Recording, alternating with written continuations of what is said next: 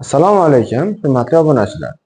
Bugun biz sizlar bilan juda ham muhim mavzulardan biri bo'lmish to be fe'li haqida gaplashamiz. Ya'ni to be fe'li bu bo'lmoq degan ma'noni ifodalaydi. Va biz to be fe'li deganda asosan 3 ta narsani tushunishimiz kerak. Ya'ni am, is va are. To be fe'li asosan ikki xil vazifada keladi, lekin buni ko'pchilik bilmaydi. Ya'ni to be fe'li bu bo'lmoq, hisoblamoq degan ma'noni ifodalash bilan bir qatorda bu ikki xil vazifani bajaradi. Ya'ni birinchisi main verb, ya'ni asosiy fe'l vazifasi, ikkinchisi esa auxiliary verb, ya'ni yordamchi fe'l vazifasini bajaradi.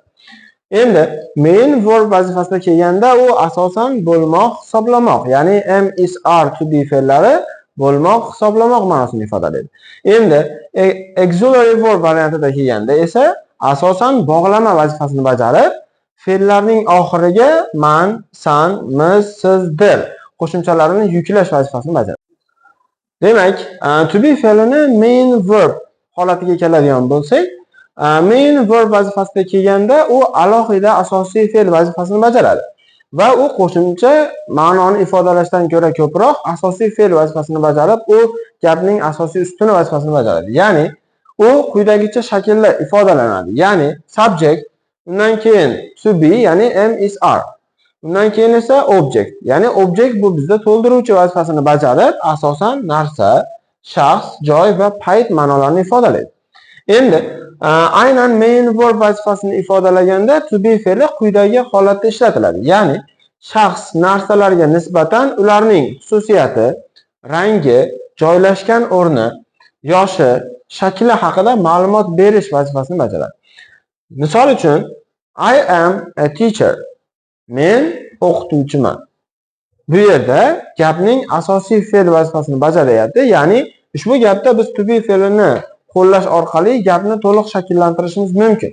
Agar am to be fe'li ishlatilmaydigan bo'lsa, ushbu gap grammatik jihatdan xato hisoblanadi. Keyingi misolimiz he is at school. U maktabda.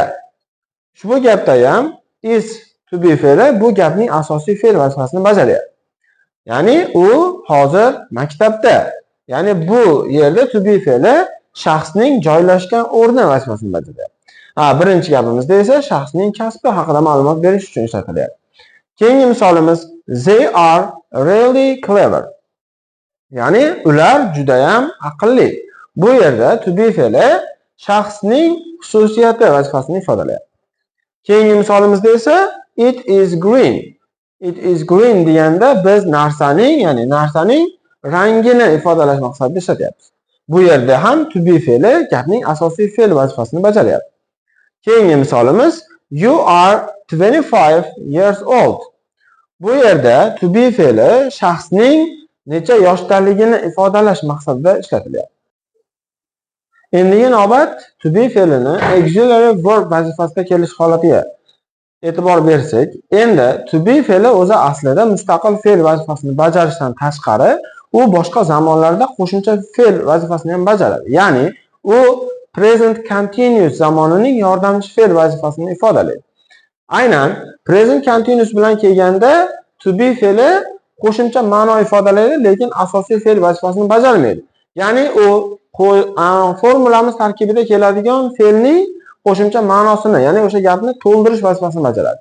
Misol uchun, formulaga ko'ra dastlab subject, undan keyin am, is, are to be fe'li, undan keyin asosiy main verb, keyin unga ing, ya'ni davomiylikni ifodalovchi yuklama qo'shiladi. Undan keyin object, ya'ni narsa, shaxs, joy va payt. Bunda biz present continuous zamoniga qo'shimcha ma'no yuklash vazifasida ishlatamiz xolos, aynan to be fe'lini. Va asosan bu yerda u bog'lama vazifasini bajaradi. Bog'lama bu aynan fe'llarning oxiriga qo'shiladigan so'z hisoblanadi. Ya'ni man, san, mis, siz, dir.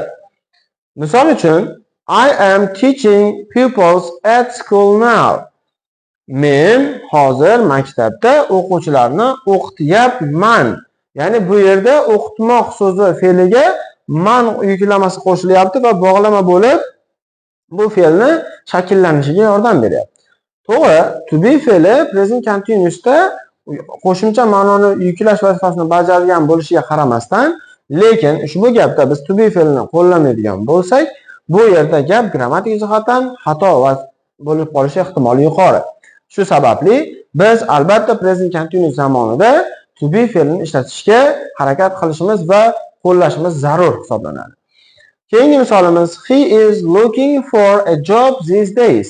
Ya'ni u shu kunlarda ish oqtaryapti. Bu yerda ham aynan fe'lga qo'shimcha ma'no oqtaryapti deyapmiz. Ya'ni oqtaryapti deganda bu yerda bu he ga nisbatan bog'lama vazifasini bajaryapti. Keyingi misolimizda esa we are listening to music for the time being. Ya'ni biz ayni paytda musiqa eshityapmiz. Bu yerda ya'ni kesim tarkibida, ya'ni fe'l tarkibidagi eshityapmiz, ya'ni mis qo'shimchasi bu to be fe'li ma'nosini ifodalayapti. Demak, to be fe'li asosiy va qo'shimcha, ya'ni yordamchi fe'l vazifasini bajarishi bilan gaplarda juda ham muhim hisoblanadi. To be fe'li siz gap bu kesimsiz gap bilan barobar hisoblanadi. Shuning bilan bugungi mavzuyimiz o'z nihoyasiga yetdi. Bundan da qiziqarli mavzular hali oldinda, bizni kuzatishda davom eting. Tez orada ko'rishamiz.